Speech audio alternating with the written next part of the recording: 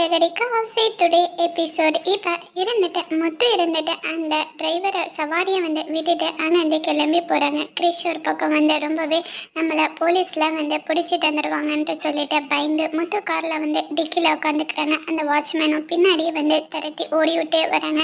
வந்த உடனே ஒரு சின்ன பையனை பார்த்தீங்கன்னா ஒரு 8-7 வயசு இருக்கும்ன்றாங்க. அப்படியெல்லாம் யாரும் வரலன்ட்டு சொல்லிட்டு முத்து அங்கே கிளம்பி போகிறாங்க. கிளம்பி போகிறப்ப அந்த நேரத்தில் மீனா கால் பண்ணுறாங்க. கால் பண்ண உடனே இன்னைக்கு உதிரி பூ ஆர்டர் வந்திருக்கு, வாங்க நம்ம போயிட்டு வாங்கிட்டு வரலாம் அம்மா வீட்டு வரைக்கும்ன்றாங்க. சரி மீனா, நீ ரெடியாக இரு, நான் போயிட்டு வாங்கிட்டு வந்துடலான்ட்டு சொல்லிட்டு முத்து சொல்கிறாங்க. மீனா அந்த பூக்கடைக்காரங்கிட்ட பேசிகிட்டு இருக்காங்க. நீ ரொம்பவே கொடுத்து வச்சவ முத்து, உன்னை ரொம்பவே நல்லா பார்த்துக்கிறாங்கன்ட்டு சொல்லிட்டு சொல்கிறாங்க. இன்னொரு பக்கம் ஸ்கூல்லேருந்து கால் பண்ணுறாங்க. கால் பண்ணி இந்த மாதிரி தான் கிரீஷ் உங்கள் பையன் ஓடி போயிட்டான்றாங்க. இந்த விஷயத்த ரோகிணிக்கு தெரிய வருது. ரோகிணி எனக்கு ரொம்பவே பயமாக இருக்குது, நான் வரேன்றாங்க. இப்போ மனோஜ் என்னாச்சு, ரொம்ப பதட்டமாக இருக்கா ரோகிணின்றாங்க. ஒன்றும் இல்லை, எனக்கு மேக்கப் ஆர்டர் வந்திருக்கு, அதனால நான் போயிட்டு ஆகணுன்ட்டு சொல்லிட்டு ஏதோ ஒரு பொய் சொல்லி அங்கேருந்து கிளம்பி வராங்க. இப்போ ரோகிணியை கிறிஷோட ஸ்கூலுக்கு போகிறாங்க.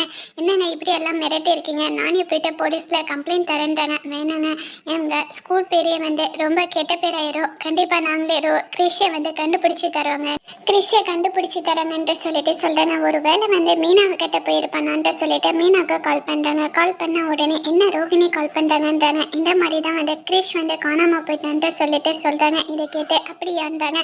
இப்போ டிக்கி ஓப்பன் பண்ண உடனே கிறிஷ் அங்கே இருக்கான். அதை பார்த்து எல்லாருமே பயங்கரமாக ஷாக் ஆகுறாங்க. அதோட இந்த எபிசோட முடிச்சிருக்காங்க. வரப்போகிற எபிசோடில் இந்த மாதிரி ஒரு ட்விஸ்ட் வரப்போகுதுன்ட்டு வெயிட் பண்ணி பார்க்கலாம். Okay friends, bye, thank you.